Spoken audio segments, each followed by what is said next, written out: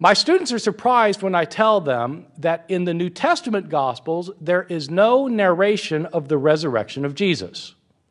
But in fact, it's true. Jesus' resurrection is not narrated in the New Testament. What happens in Matthew, Mark, Luke, and John is that Jesus dies, he's buried, and then 3 days later, the women go to the tomb and they find that the tomb is empty. So the resurrection has happened before they come to the tomb. There's no account of the actual resurrection, of Jesus coming out of the tomb. There is an account like that in the Gospel of Peter, though, and it's a very intriguing account.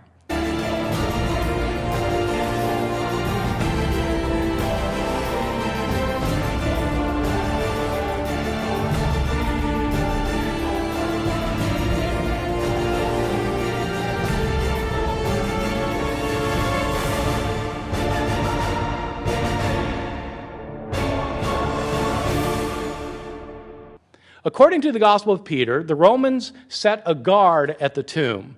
And while the guard was watching the tomb to make sure that nobody would come to steal the body, two angelic figures descend from heaven. And as they descend, the stone in front of the tomb rolls away. The two angelic beings come down and they enter into the cave. And then they come out supporting a third person. These angels are so tall that their head reaches up to the sky. The one they're supporting, his head reaches up above the sky. And after they come out from the tomb, behind them there emerges the cross. And a voice comes from heaven and asks, "Have you preached to those who are asleep?"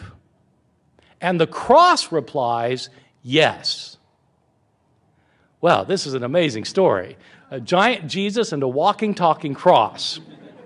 How this thing didn't survive for all the centuries is beyond me. I mean, this seems like one you'd want to keep. So the whole thing, of course, is metaphorical. These angels are taller than humans. They're giants because they're divine beings. Divine beings are superhuman, so they're taller.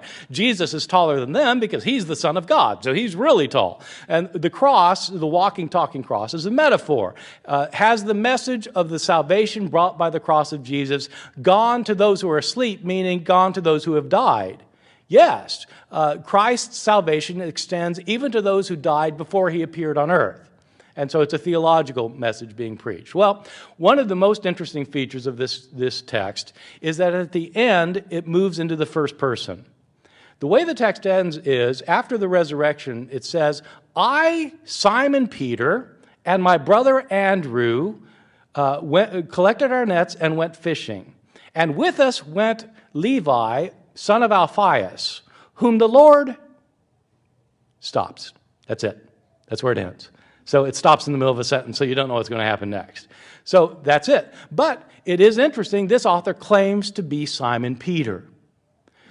That's unlike Matthew, Mark, Luke, and John, which are anonymous books. Matthew never claims to be written by somebody named Matthew. Matthew's written anonymously, and later editors said, "Oh yeah, that's the one Matthew wrote." And so they put the title, The Gospel According to Matthew, on it. The same with Mark, Luke, and John. They're all anonymous. This book claims to be written by Peter, but Peter certainly did not write the book. The book was written 60 or 70 years after Peter was dead, probably in the early 2nd century. This is an author claiming to be someone that he's not. In modern parlance, we call that a forgery. In the ancient world, they called it other things, which were equally nasty.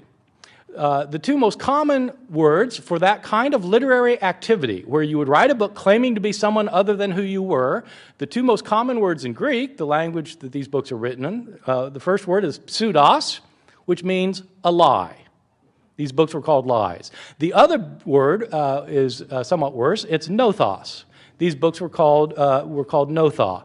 Nothos is a word that means bastard. So they were bastard because the book doesn't legitimately belong to the person who's claimed as the author. So it's an illegitimate child. So these books are lies and bastards, or a modern term we would call them forgeries.